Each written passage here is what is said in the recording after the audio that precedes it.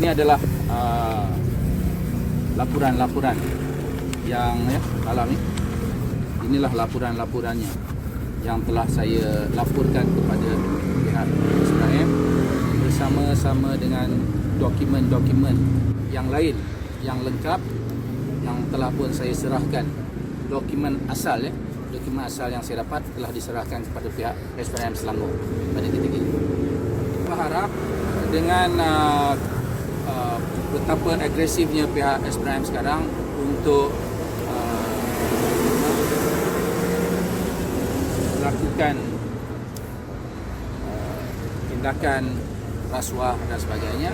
Jadi saya harap pihak SPRM tidak tertekan dengan tekanan politik, tidak memilih pilih kasih dalam melaksanakan undang-undang yang sedia ada. Untuk membuat aduan ataupun membuat laporan kembali berkenaan dengan kes yang saya anggap kes penyelewengan yang telah diadukan pada 16 Februari tahun 2017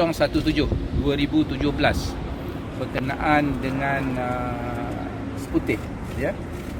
Dengan aduan tersebut ketika tarikh 16 hari bulan Februari 2017, pihak SPRM telah pun bertindak dengan membuat serbuan di pejabat Terasakok di Seputih.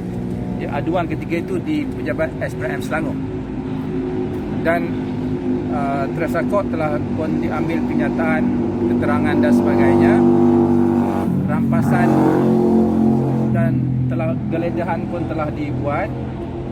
Tetapi malangnya, apabila Barisan Nasional tidak lagi menjadi kerajaan pada tahun 2018, kes tersebut, kes yang saya adukan ini disenyapkan sehinggalah sekarang.